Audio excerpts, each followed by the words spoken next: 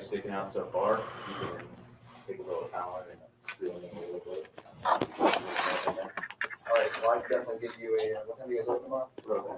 Okay, I'll give you a call first thing at 11, and yeah, I'll probably swing back in tomorrow and get everything all set up and good to go. Awesome. So, I appreciate it. Thank you guys for everything. I appreciate it. Sweet, too, man. Thanks. Click the button on the bottom. Hold the button in, yeah. Should turn it on. There we go. Yeah, I didn't realize that. I thought we were catching that whole conversation. I looked down and I was like, no, these mics aren't doing anything. We still might not be on. Let me make sure. All right, yeah. There's good. 2 lights on there now, so should be good. Yeah, no, and I can see it reading in. I was just making sure we weren't muted on ours. So yeah, dude, I love the rolling around of the camera. I think that's cool. Where is it now? Can't even. It's over there. Where is it? All right, let's get the shot line backed up. So we are, I'll let you roll it back over and just point it at these bikes here. So we're going to talk about Trek's full suspension bikes and kind of discuss maybe what we think's pretty cool about some of them and what makes them cooler for certain things and maybe not as cool for other things. Can easily do that. Yeah. So, basically we've got 3 bikes. Trek has the Fuel Yaks, the three full suspension bikes we care about at the mountain bike shed.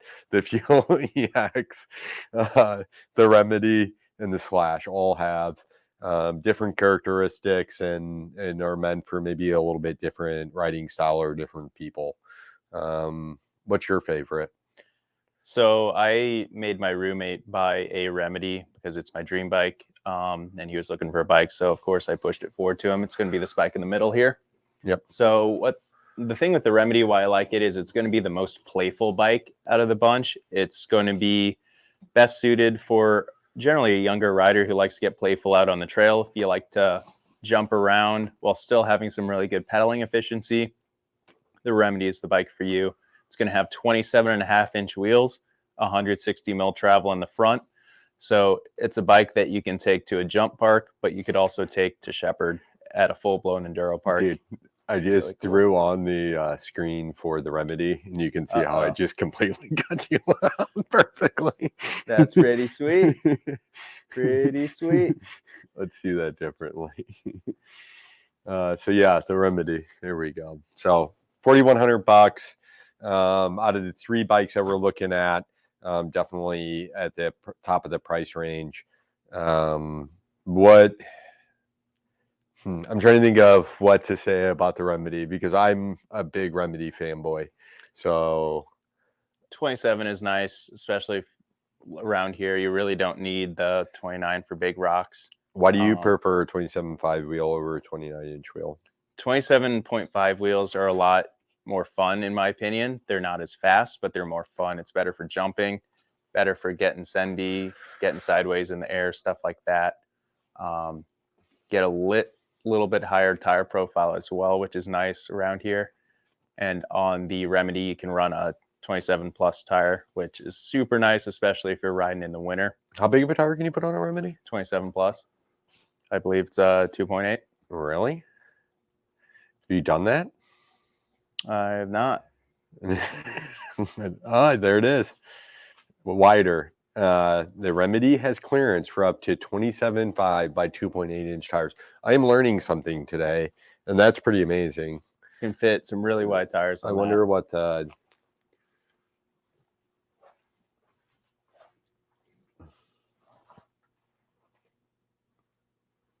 chainstay length on, let's just say mediums, 43.5.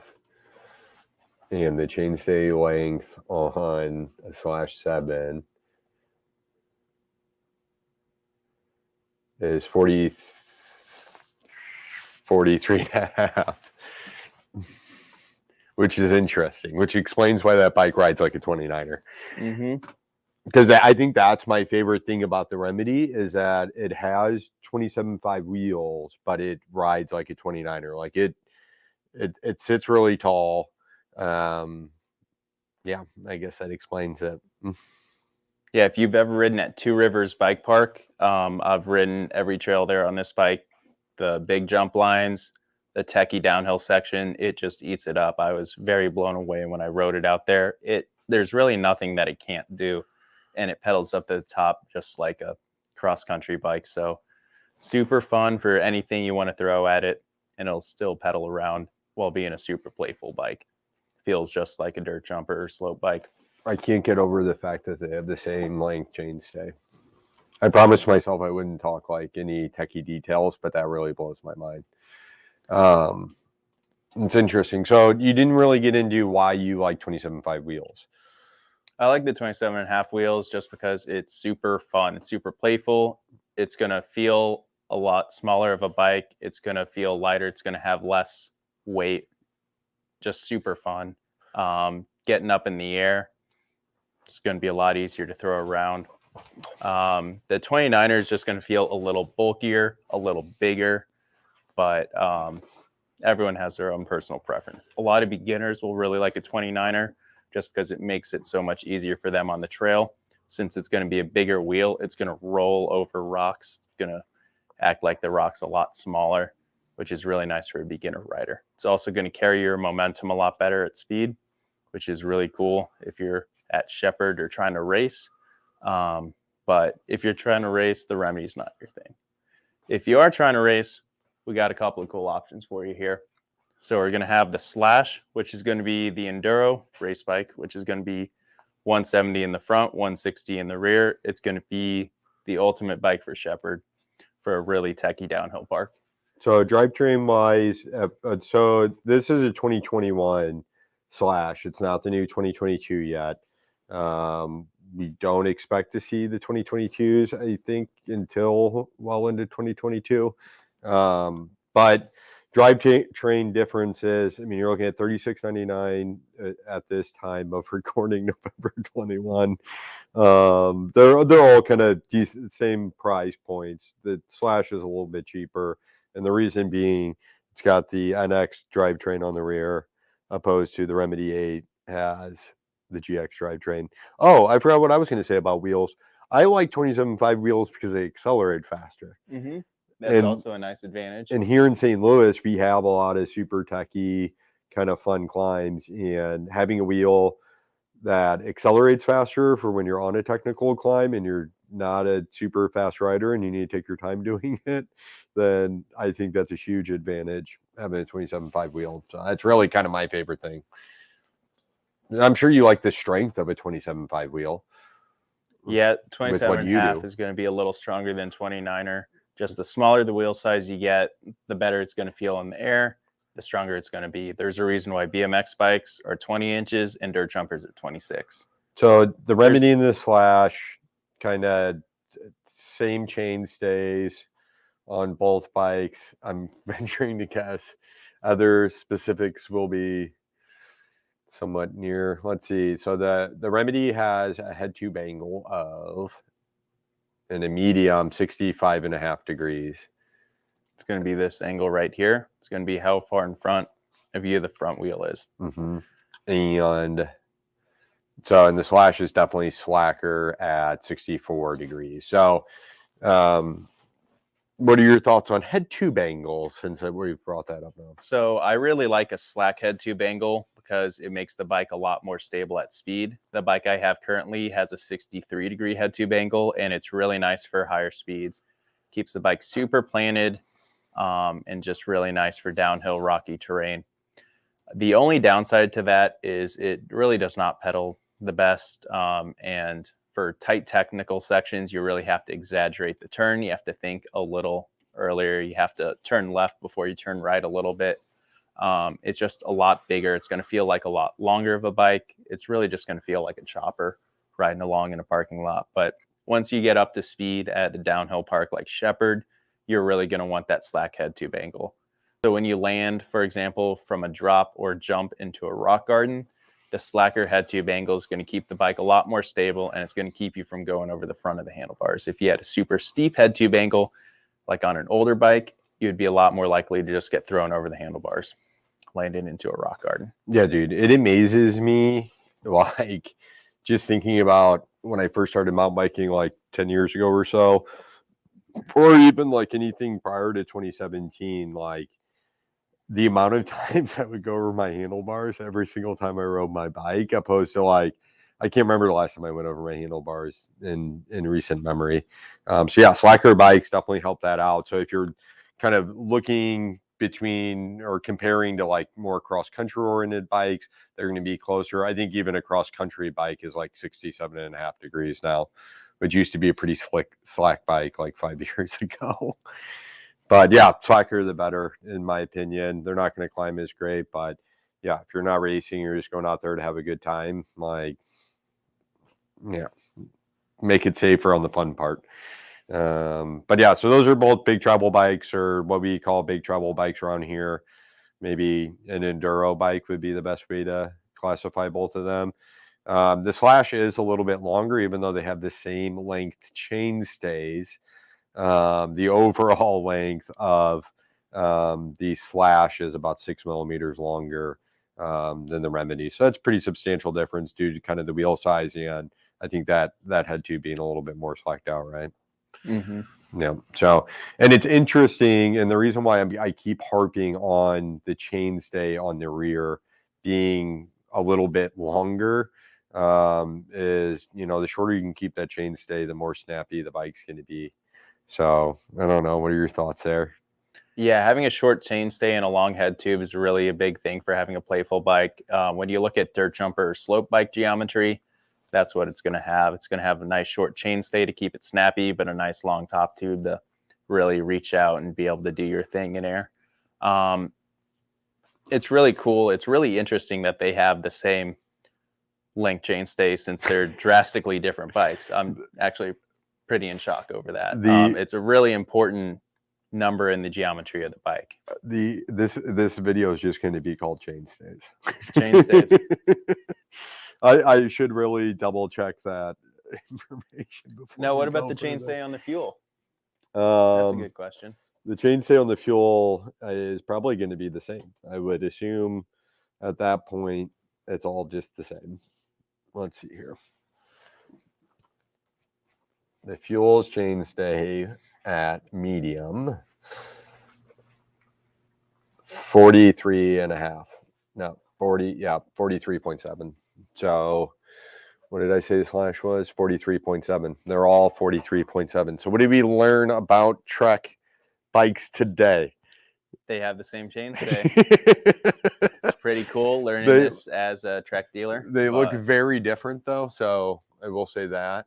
While we're on the subject of chainstays, I think that's one thing that makes me always super excited about Trek bikes and getting people on Trek bikes, whether it's an entry level Fuel EX5 or why I like the Remedy 8 so much is they have the APB back there, so the active braking pivot, not automated braking pivot.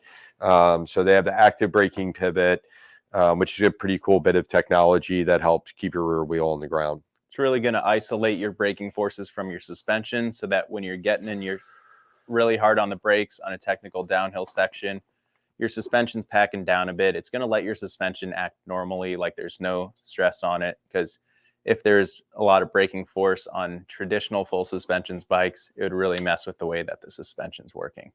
Yeah, it's super noticeable. I don't really feel like Trek makes a big enough deal about that bit of technology on their bikes. Like, it's insane. The way they have the rear end set up is just a step above everything else. So on Treks, it's really cool that they have the rear pivot right where the axle goes. On a lot of bikes from other manufacturers, they're either not going to have a pivot here at all, or they're going to have a pivot right here. And keeping it in the axle is really going to be nice, and it's also an integral part of their ABP system. And what's fun is I'm going to kick us over to our good friend Cam McCall, who will explain to us exactly what that is. So if you watch Red Bull Rampage, chances are you've seen or heard of Cam McCall. He is one of the winningest riders of all time. He is an overall great guy and just absolute shredder on a bike. And Trek chose him to do their technical videos because he is known for being just an absolute madman on a bike, but he's still able to dumb it down to some easier words that we can we can understand. All right. So I don't know if I did this. Oh, that's a lot of picture there. All right. Let's do full screen, and then we'll experiment with this. Hello, Oh, God. I'm Cameron Call, and today it's time to talk about rear suspension, ABP. The goal of rear suspension is to absorb bumps, keep the rider in control and the wheels on the ground. However, braking adversely affects suspension performance. This is felt by the rider as a stiffening feeling and a loss of traction. To keep your suspension performing like it's supposed to, and to keep you from skipping around on the trail, we need to separate suspension and braking. That's what Trek's patented active braking pivot does. It keeps your suspension active while braking. First, we have to understand how braking forces affect the suspension on any bike. When a rider applies the rear brake, torque is transferred into the frame where the brake caliper is attached. The force tries to compress the suspension and prevents it from fully rebounding over successive bumps, which reduces the wheel's ability to track the ground and is felt by the rider as a loss of traction. These braking forces also make the suspension feel stiffer to the rider. Think about how often a rider uses the brakes over rough terrain or while descending. Those are the times you want your suspension acting freely and not stiffening up, sending you and your rear wheel skipping around. ABP solves this. By attaching the brake caliper to this floating part of the frame, braking forces are essentially isolated from suspension forces, resisting the brake-induced squat that prevents the shock to move freely while braking.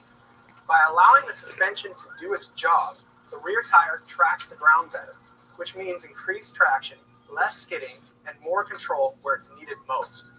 That's the ABP difference. You'll find it on every Trek full suspension mountain bike.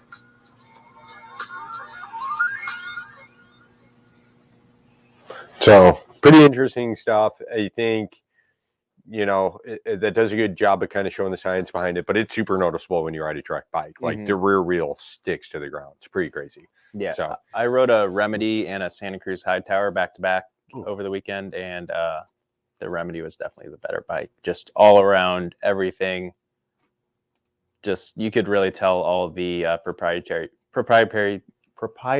technology that Trek puts into their bikes and that they have on their system. It's just it all really works together and just flows.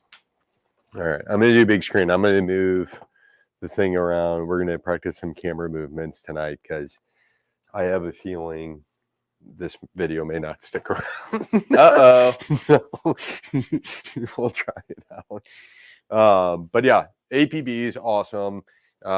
Makes their Trek bikes just the rear wheel tracks, and the rear wheel stays on the ground, then you can pedal and you're going to continue to put force forward. If your rear wheel's off the ground and you pedal, it just spins and then you lose momentum and it doesn't help things out. So, something really cool there. The other kind of weird bit of frame technology from Trek is their straight down tube. So increases the stiffness of the frame overall, but also kind of helps prevent things like cables getting yanked out and all that fun stuff. So pretty neat bit there. And then your favorite compartment on the Slash. So when you're out riding, you want to have a saddlebag. You want to carry some goodies. You want to have some tools, some snacks, just some stuff to keep you fun out on the trail. So we're going to keep everything inside the frame here. So it's going to come with a tool roll up. You can put a spare tube, a toolkit, and CO2 all in there. Keep it inside your frame with you at all times so you never lose it, never have to worry about carrying a bag. Traditionally, this is something that's only been offered on Trek's carbon frame models, but recently on the Slash, they integrated it into their aluminum frame version, which is a really nice system. Keeps everything in place, ensures you're never lost out on the trail without a multi-tool. Yeah, I love that stuff. I think it's super cool. I hate carrying stuff on me. I don't like things in my pockets. Don't like a backpack. So that really allows you to have somewhere to stash your keys and tools and tube and maybe a snack or something. I'd have peanut M&Ms in there. It's my favorite trail snack. Sugar makes you faster. What's your favorite trail snack? Anything sugary. Big fan of Sour Patch Kids. Get you that little citric acid in there too. Keeps you going on the trail. That makes sense. I dig that. All right. So we really haven't talked about the fuel. Maybe we shouldn't. it's a 140 mil travel bike. It's maybe a little bit more of an all-arounder. Maybe gonna be it a lot pedals slightly better, but the Remedy and I haven't ridden a Slash, so I don't really know how well it pedals or not. But I know with the Remedy pedals insanely well. I can't imagine the Fuel pedaling much better than that. So funny you mentioned that, because I was on a Fuel, the top of the line Fuel with the carbon frame, carbon wheels, and the XT build. It's a $6,500 bike. I spent 2 days on it in Sedona this past week, and the trailhead that I was riding out of was actually 10 miles from the bike shop. To get to the trailhead from the bike shop, I just rode. And usually on a mountain bike, you're not going to want to ride for 10 miles on the road. But on a Fuel, it was a lot better. I was able to cruise going 16, 17 miles an hour on the side of the road in the bike lane, just cruising, going as fast as I could on a hybrid or a road bike. It locked out the suspension, of course. It really gets going. With the XR4s front and rear, it's a really fast rolling tire. It's really nice. So it makes for a good road bike. No, they are awesome bikes, and 140 mil travel is a ton. I mean, if you would have had this conversation 2 years ago in St. Louis, if you needed a 140 mil travel bike, people would look at you like you were insane. Everyone's on 100 or maybe even 120. But in recent years, with the way that suspension has gotten, the way that a bike with this long a travel can still pedal super efficiently, there's really no need or no excuse to not have this much travel out here. If you want to go out west or you want to go to Shepherd, it's always nice to have that extra travel. Just makes it a little easier on you. Yeah, I agree. I mean, we don't stock 120 mil full suspension bikes anymore, which when I opened the shop in 2018, people thought it was silly to have 120 mil full suspension bikes. They were always like, you don't need a full suspension. Times have changed a bit. Bike parks are opening up. We got our very own Eureka bike park. We got the one in Ironton. We got Steelville. We got Howler. And of course, the one up in Quincy, Illinois that just opened. So we've got a bunch of cool bike parks. So, and something to kind of note, going from like a more, I hate to even call the Fuel a cross-country bike at 140 mil travel. I guess it'd be a trail bike. It's more of a, But it's got 180 mil rotors on the front, whereas once you get into your kind of more enduro rigs, they're going to, come stock with 203 rotors, something a little bit bigger, something a little bit nicer. It's going to have the brakes themselves are going to be a bit nicer with 4-piston calipers instead of 2-piston calipers. For just flat level routing around here, you're really not going to notice that much of a difference. But once you start getting on extended descents on some more gravity-oriented trails, you'll start noticing the brakes start to fade a little bit on the 2-piston versions with the smaller rotors. I love my camera work. I kind of just want to go tour around the whole store with it. Yeah. So I mean, I don't know. I don't think we're coming across anything revolutionary with these bikes. I think the main takeaway is that both they all have the same chainstays. They all have the same chainstays, so that's what matters. Yeah, and they have the active braking pivot, not an automated braking pivot. So yeah, active braking pivot, which is pretty amazing. So yeah, I mean, that's what I like about Trek bikes.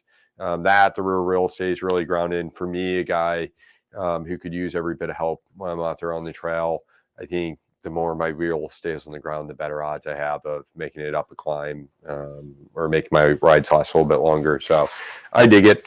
I think it's awesome. Another cool bit of technology that Trek has, if you're in between bike models, they're going to have a minnow link adjustment here in the linkage, which is going to change the geometry of your bike. So in this position, it's going to be a little slacker and the bottom bracket's going to be a little higher, but you can switch it out and it'll swap so it can make the Slash feel more like a Fuel or a Fuel feel a little more like a Slash. It's not going to create a huge difference that'll change the model of the bike, but it'll give you about half a degree and 10 millimeters of bottom bracket adjustment. It'll really make a nice difference. I kind of want you to just walk me around the shop and show me things. For sure. So first off, we have my Christmas light decorations. Got some which cool I'm really Christmas excited about. Those are big, giant C9 bulbs. They're going to go in a hospital for a bunch of old folks to enjoy. So that'll be nice. Bringing some holiday cheer. So we're going to have our Trek Verves here, our Trek hybrids. Some of the nicer options we've got here. Of course, Trek with the lifetime warranty. Can't beat that. Disc brakes. It's always super nice. All right, we're gonna get me being